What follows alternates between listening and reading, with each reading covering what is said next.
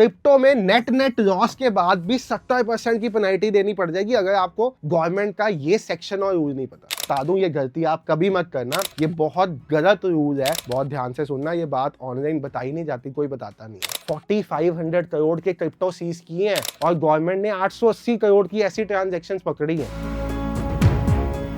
Hello everyone, forex नाम की एक नई वीडियो में आप सब भाइयों और बहनों का बहुत बहुत स्वागत है। देखो, अगर आप क्रिप्टो में ट्रेड करते हो, क्रिप्टोस को होल्ड करते हो, फॉरेक्स में ट्रेड करते हो या किसी भी तरह की क्रिप्टो ट्रांजैक्शन में एंगेज हो, तो ये वीडियो आपके लिए बहुत इंपॉर्टेंट रोल प्ले करने वाली है। क्यों? क्योंकि क्रिप्टो का ना टैक्स स्ट्रक्चर इंडिया में थोड़ा सा डिफरेंट है, लीगल फ्रेमवर्क थोड़ा सा डिफरेंट है, जो आपको पता होना चाहिए। अगर आपने इन चीजों को ना जाना, ना सही टाइम पे समझा, तो फ्यूचर में इतना पैसा कमाओगे नहीं क्रिप्टो से जितना देना पड़ जाएगा वापस, और किसी लीगैलिटी में भी फंस सकते हो। अब भाई, ये वीडियो बनाने का पर्पस क्या है? रिसेंटली इंडियन गवर्नमेंट ने पार्लियामेंट में इन्फॉर्म किया है कि उन्होंने 44,000 क्रिप्टो ट्रेडर्स को नोटिसेस भेजे हैं। अब ये नोटिसेस किन ट्रेडर्स को भेजे गए हैं? जिन्होंने क्रिप्टो में ट्रेड किया था और अपनी इनकम टैक्स रिटर्न में नहीं रिपोर्ट किया, चाहे प्रॉफिट हो चाहे लॉस हो। मतलब आपके इनकम टैक्स रिटर्न में आप अगर अपना AIS कभी देखोगे ना, AIS मतलब एनुअल इंफॉर्मेशन स्टेटमेंट, आपकी इनकम टैक्स की जन्म कुंडली, तो उसमें एक सेक्शन है वर्चुअल डिजिटल एसेट्स। उसके नीचे आपकी क्रिप्टो की ट्रांजेक्शन आती है। अगर आपने क्रिप्टो होल्ड किए, क्रिप्टो में ट्रेड किया, क्रिप्टो की बाइंग सेलिंग की और गवर्नमेंट को आज तक नहीं इन्फॉर्म किया था, तो आपको भी ये नोटिस आया होगा या आने वाला होगा। सबसे पहले तो अगर आपको ये नोटिस आया तो आपको क्या करना, उसकी बात करते हैं। अगर नहीं आया, कभी आ ना जाए, उसके लिए कैसे बचना है, क्या टैक्स फ्रेमवर्क है, क्या लीगैलिटी, FIU रजिस्टर्ड प्लेटफॉर्म पे क्या टैक्स है, सब कुछ आज की वीडियो में डिस्कस करने वाले हैं। बट इससे पहले वीडियो स्टार्ट करें, आपको अपने बारे में बता दूं, मेरा नाम है संचित, इस चैनल का नेम है फॉरेक्स नाम। हमारा काम है आपके लिए क्रिप्टो फॉरेक्स की एजुकेशन लेके आना, बिल्कुल फ्री ऑफ कॉस्ट। नए हो, 1 मिनट लगा के सब्सक्राइब करो, बेल आइकन दबा दो, वीडियो को लाइक और दोस्तों के साथ शेयर कर देना। सबके साथ ज्ञान बांटने से ही ज्ञान बढ़ता है। तो देखो भाई, सीन कुछ ऐसा है कि 44,000 ट्रेडर्स को आए हैं नोटिस। वर्चुअल डिजिटल एसेट नहीं रिपोर्ट किए, आपको मैंने बता दिया। अब भाई साहब, सबसे पहले तो उनको करना क्या पड़ेगा? उनको ये बताना पड़ेगा कि उनको क्रिप्टो में क्या प्रॉफिट लॉसेस हुए थे। ठीक है, अगर उनको क्रिप्टो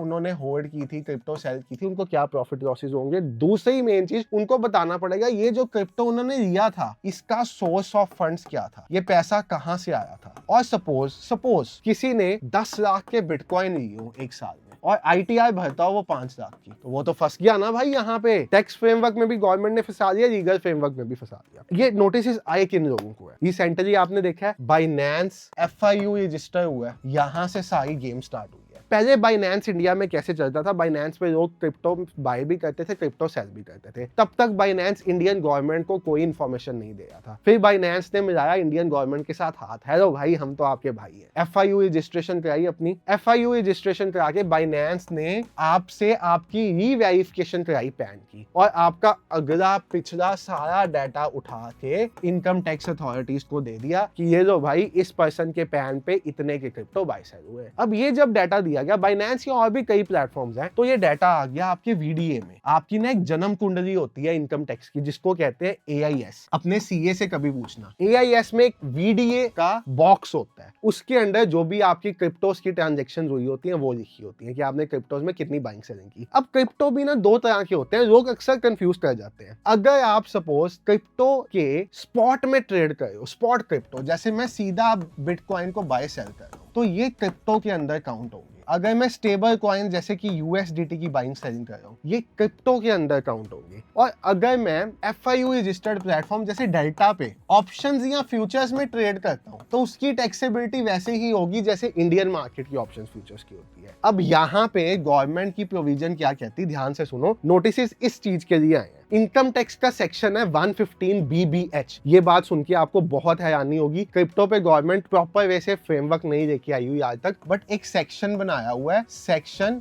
115 BBH। ये सेक्शन क्या कहता है? ये सेक्शन कहता है अगर आप क्रिप्टोज में ट्रेड करते हो, क्रिप्टोज को होल्ड करते हो, क्रिप्टो को बाय करते हो, क्रिप्टो को सेल करते हो, क्रिप्टो को स्वैप करते हो। स्वैप भी होता है, INR से किसी और कॉइन में स्वैप करिए, स्वैप भी होते हैं, जो क्रिप्टो करते हैं उनको पता होगा। तो भाई आपको क्रिप्टो की प्रॉफिट्स पे टैक्सेस देने हैं। सपोज मैंने $100 खरीदा और $120 बेचा, तो मुझे $20 पे प्रॉफिट देना है, मुझे $20 पे प्रॉफिट देना है। बट ध्यान से सुनो, अगर ये 120 बेचा और उसके बाद मैंने फिर 100 इन्वेस्ट किया और वो 80 आ गया या वो 70 आ गया, तो मुझे यहाँ पे $30 का लॉस हो गया। तो अगर मैं ईयर एंड में देखूंगा, मैं नेट $10 नेगेटिव पे क्लोज कर रहा हूँ, तब भी मुझे टैक्स $20 पे देना है, 30% plus cess plus health and education वाला मिला के, मतलब तकरीबन 33 पॉइंट कुछ % बन जाता है। यानी कि मैंने एक साल में, फॉर एग्जांपल समझना, मेरा एक दोस्त है, रियल में भी है दोस्त, उस दोस्त ने क्रिप्टो में 1.5 लाख का प्रॉफिट किया था लास्ट ईयर।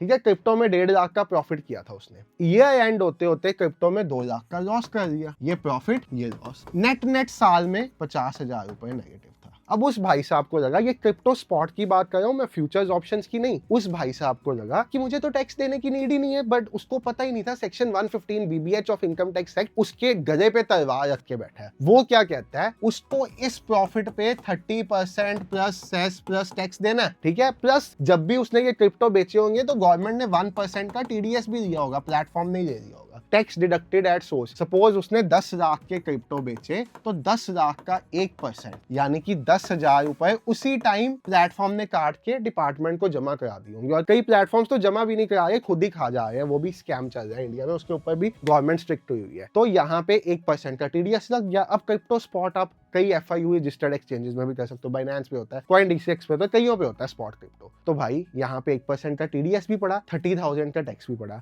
बट उस पर्सन को पता ही नहीं था कि उसको यहाँ पे लॉस होने के बावजूद, एक तो बेचारे ने 50,000 का लॉस खाया, उसके बाद भी उसको 1.5 लाख का 30% यानी कि 45,000 या 50,000 रुपए के करीब टैक्स डिपॉजिट कराना था, जो उसने नहीं कराया। अब नहीं कराया, बात बीत गई, ठीक है, बट क्या अब उसको ये 50,000 ही देना पड़ेगा? नहीं भाई साहब, नोटिस आने के बाद 70% की पेनल्टी लगती है प्रॉफिट पे, यानी कि 1.5 लाख का 70%। कहते हैं ना, खाया पिया कुछ नहीं और बिल भरा, वो जो भी कहावत होती है, वो वाला सिस्टम। यानी कि 1.5 लाख का प्रॉफिट हुआ था, 2 लाख का लॉस हो गया, नेट लॉस में, तब भी 1.5 लाख का 70% टैक्स देना पड़ जाएगा अगर आपको क्रिप्टो का ये रूल नहीं पता। तो सबसे पहले तो आप ये समझ गए कि स्पॉट अलग चीज है और F&O अलग चीज है। F&O क्या है? सपोज आप डेल्टा इंडिया पे फ्यूचर्स में ट्रेड कर रहे हो, बिटकॉइन के, इथेरियम के और कॉइन्स के, वो फ्यूचर्स है। उनमें आपको ना ही 1% TDS पड़ता है, ना ही 30% टैक्स पड़ता है। उनमें जो प्रॉफिट्स हैं माइनस लॉसेस, नेट टैक्स देना पड़ता है। जैसे इंडियन मार्केट में देते हो ना आप, वैसे ही देते हो। तभी इन प्लेटफॉर्म्स पे चार्जेस ज्यादा है। हम कहते हैं ना डेल्टा के चार्जेस बहुत है, CoinDCX के बहुत है, तभी है भाई। ठीक है, क्योंकि GST भी लग रहा है, सब कुछ लग रहा है। अब यहाँ पे स्पॉट में आपने जो भी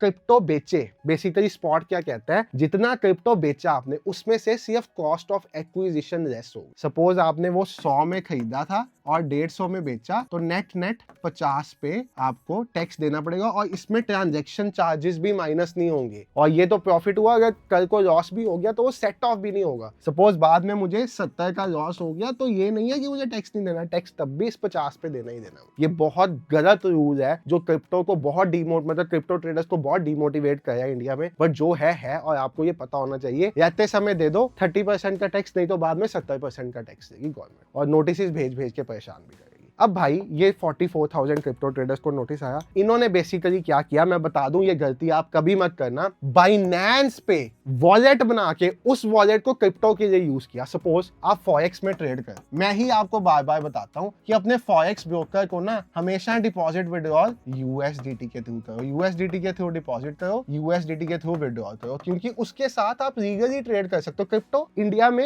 इलीगल नहीं है। आपने क्रिप्टो खरीदा, लीगल है, क्रिप्टो बेचा, लीगल है। तो जब आप बेचोगे खरीदोगे, अगर आपने ये काम बाइनेंस पे किया, तो बाइनेंस है FIU रजिस्टर्ड। बाइनेंस आपके इनकम टैक्स डिपार्टमेंट को पूरी रिपोर्ट देगी कि भाई इस पर्सन ने इस साल में इतने का क्रिप्टो बेचा। कल को आपने उसके ऊपर टैक्स नहीं पे किया, आपने अपने इनकम टैक्स में नहीं बताया कि भाई मैंने तो 150 रुपया बेचा था क्रिप्टो में, 100 का खरीदा था, तो कल को गवर्नमेंट ये पूरा 150 पे आपको नोटिस भेज देगी, क्योंकि उसको पता ही नहीं आपकी कॉस्ट ऑफ एक्विजिशन क्या थी। तो टाइम रहते अगर बाइनेंस पे कर लिया गलती से, तो ये कर दो। और इससे बचने का तरीका भी है, इस टैक्स से, इस पेनल्टी से बचने का तरीका भी है, क्रिप्टो स्पॉट में अगर ट्रेड कर रहे हो। बहुत ध्यान से सुनना, ये बात ऑनलाइन बताई नहीं जाती, कोई बताता नहीं है। तो भाई नॉन FIU पे ट्रेड करो, मतलब वॉलेट्स यूज कर रहे हो, ट्रस्ट वॉलेट यूज करो, BingX यूज करो, ऐसे वॉलेट्स यूज करो जो FIU रजिस्टर्ड ना हो। ट्रस्ट वॉलेट कभी FIU रजिस्टर हो ही नहीं सकता, कोल्ड वॉलेट्स कभी FIU रजिस्टर हो ही नहीं सकते। अगर करना है ठीक है और बेटर करना है, लीगली करना है, फिर तो दुबई के टैक्स रेजिडेंट बन जाओ और खुल के करो, कोई दिक्कत नहीं है, कोई टैक्स नहीं है, कुछ नहीं है। बट FIU रजिस्टर्ड पे अगर आप क्रिप्टोस की बाइंग और सेलिंग कर रहे हो, FIU का कोई भी प्लेटफॉर्म जैसे कि बाइनेंस है या कोई भी FIU रजिस्टर्ड एक्सचेंज को आपने अपना वॉलेट बनाया हुआ है, तो आप बहुत भारी मिस्टेक कर रहे हो और फ्यूचर में लेने के देने पड़ जाएंगे। हो सकता है आपने $10,000 का क्रिप्टो इधर उधर कर दिया हो, मतलब 15 लाख रुपए का क्रिप्टो, तो सरकार तो कल को 15 लाख रुपए के ऊपर 70% मांगने आ जाएगी आपसे, ठीक है। वो नहीं देखेगी आपने कितने का खरीदा था। हो सकता है आपने लिया 15,000 हो, बाद में बेचा 10,000 हो, तब भी सरकार कहेगी मुझे तो इस 10,000 का 70% चाहिए, यानी 15 लाख का 70% मुझे चाहिए। मुझे नहीं पता आपकी कॉस्ट ऑफ एक्विजिशन क्या थी, क्योंकि आपने इनकम टैक्स रिटर्न में बताया नहीं। ये सब फ्रेमवर्क को समझना इंपॉर्टेंट है। इंडिया में रहते हो, जगह जगह टैक्सेशन लीगैलिटी को समझ के काम करना पड़ेगा। कोई भी बिजनेस आसान नहीं होता। आपको दूर से लगता है ना ट्रेडिंग बहुत आसान है, ये सब ट्रेडिंग की दुनिया की कॉम्प्लिकेशन है जो मैं आपको समझा रहा हूँ। और अगर नहीं समझनी, नहीं सीखनी, मुझे पता है इस वीडियो के नीचे कमेंट आने वाले हैं कि हम तो इतने साल से कर रहे हैं बाइनेंस पे, हमें आज तक नोटिस नहीं आया। भाई करो, एक ही दिन लंबा चिट्ठा आएगा, एक ही दिन लंबा चिट्ठा आएगा और एक ही दिन बड़ा वाला फंसोगे। मुझे कोई दिक्कत नहीं, मेरा काम है आपको समझाना, इससे मुझे कोई बेनिफिट नहीं होगा। आपको क्या लगता है मैं वीडियो बना रहा हूँ मुझे कोई बेनिफिट होगा? नहीं। बट मुझे लगता है अगर मेरी वीडियो से 10 लोग भी बच जाए ऐसे टैक्स ऐसे पेनल्टी से, वो टाइम पे अगर उन्होंने कर भी दी गलती से ऐसी ट्रांजेक्शन, तो उस पर टैक्स दे दे, नहीं की तो फ्यूचर में ना करें, तो भाई कुछ बेनिफिट किसी को पहुंच जाएगा। ये अपना पर्पस है वीडियो बनाने का। बाकी आई होप आपको समझ आई, अंडरस्टैंड किया आपने। जो 44,000 को नोटिस आया है उनका पर्पस ऐसा ही है कि उन्होंने FIU प्लेटफॉर्म्स पे काम किया था, जिन्होंने गवर्नमेंट को VDA में रिपोर्ट दे दी, उनके VDA में ट्रांजैक्शन आई, बट उन्होंने उस ट्रांजैक्शन की कॉस्ट ऑफ एक्विजिशन नहीं बताई। उन्होंने ये नहीं बताया कि उनको प्रॉफिट हुआ, उस पर कितना प्रॉफिट हुआ, तो गवर्नमेंट ने उनकी पूरी कॉस्ट मांग के कर दी। और यही नहीं, ED ने 4500 करोड़ के क्रिप्टो सीज किए हैं और गवर्नमेंट ने 880 करोड़ की ऐसी ट्रांजैक्शंस पकड़ी हैं। तो आप समझो ये कितना बड़ा सिस्टम है। आपने देखा ही है ना, BTC के होल्डर्स इंडिया में 2nd नंबर पे हैं, बट सारे टैक्स फ्रेमवर्क से बाहर है। क्यों? क्योंकि गवर्नमेंट इसके ऊपर कोई फ्रेमवर्क ला ही नहीं है। और उनकी बात भी ठीक है कि भाई ये ब्लॉकचेन वाला सिस्टम है, वो ट्रैक कैसे करेंगे। तो दोनों अपनी अपनी जगह ठीक है, ट्रेडर भी ठीक है, गवर्नमेंट भी ठीक है, बट द पॉइंट इज इस पे section 115 BBH should be amended. इस पे भाई लॉसेस भी सेट ऑफ होने चाहिए। ये मेरा एक व्यू पॉइंट है जो मैं रख रहा हूँ। आपका क्या है वो कमेंट सेक्शन में बता देना। बाकी thank you so much for watching this video. बच के रहना, समझ के ट्रेड करना। 2 बार देखो वीडियो, 3 बार देखो, लिख के समझो स्पॉट और फ्यूचर में डिफरेंस है। फ्यूचर पे आपको 1% TDS टैक्स 30% नहीं देना, आपको नॉर्मल टैक्स से आपके हिसाब से बिजनेस इनकम में रिपोर्ट करना, और स्पॉट पे आपको 30% टैक्स 1% TDS देना, सेस भी अलग से देना है। Thank you so much for watching the video. Bye everyone, take care, have a great day, good night.